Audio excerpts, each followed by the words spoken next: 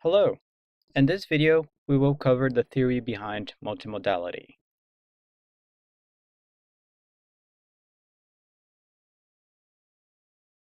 Look at this sequence from the beautiful interactive narrative Florence.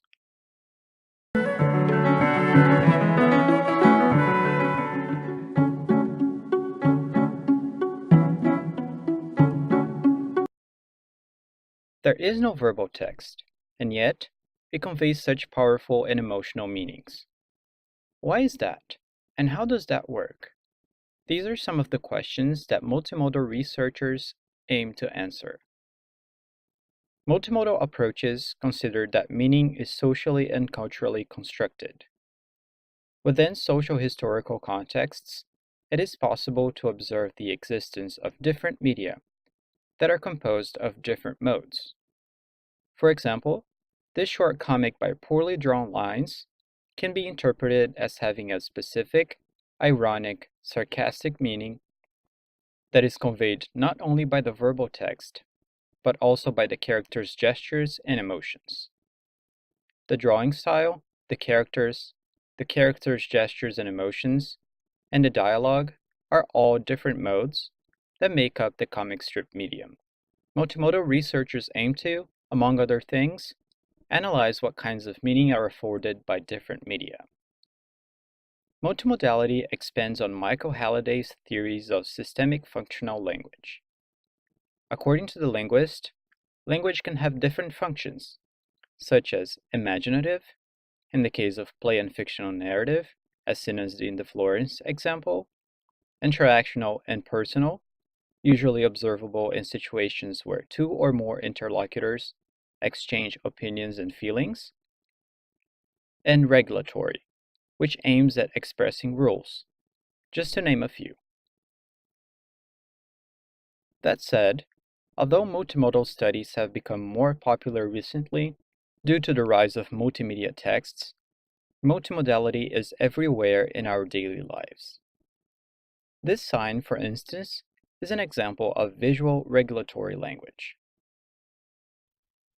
One example of multimodal research is von Leeuwen's study, in which the researcher analyzed texts produced by 8 to 10-year-olds from 3 schools in England after a visit to London's Science Museum.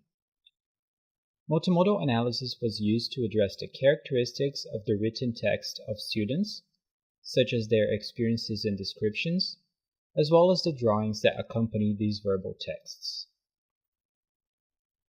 A generic structure for these texts had been proposed by the museum, and a small amount, 10 out of 56 children, added other stages. The researcher categorized the students' verbal text into different categories, drawing on Halliday's language functions, such as descriptions and affective evaluations. Students' subjectivities were also analyzed by observing the use of, for instance, personal pronouns and evaluative adjectives, such as good.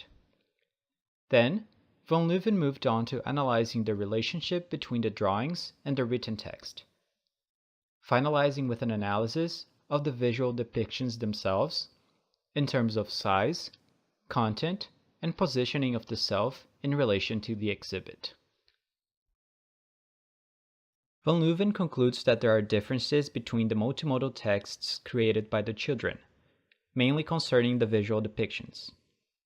For instance, children from School 1 focused on small drawings, while School 2 kids presented large drawings.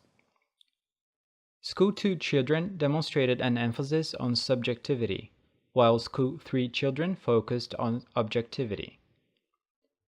And finally, children's actions were depicted less in instances from School 1 than School 3. The analysis shows a clear difference in the children's productions as a result of contextual differences and individual subjectivities. The text, however, ends with no definite conclusion. Von Leeuwen states that his objective was to demonstrate how the semiotic resources were used and not explain why. The researcher can use a multimodal approach to analyze different aspects that surround specific media. such as the discourse related to them, the production and design processes, and the consumption of multimodal texts. This methodology can then be used for relating, for instance, media production to identity, creativity, and meaning making. The focus of analysis usually depends on the research questions and the media related to the study. Researchers can use multimodality to explore the construction of language through different modes, how multimedia products reflect personal identities, the place of multimodal text within social structures, and so on. The possibilities are endless, and they grow every day as human beings evolve different media for expression.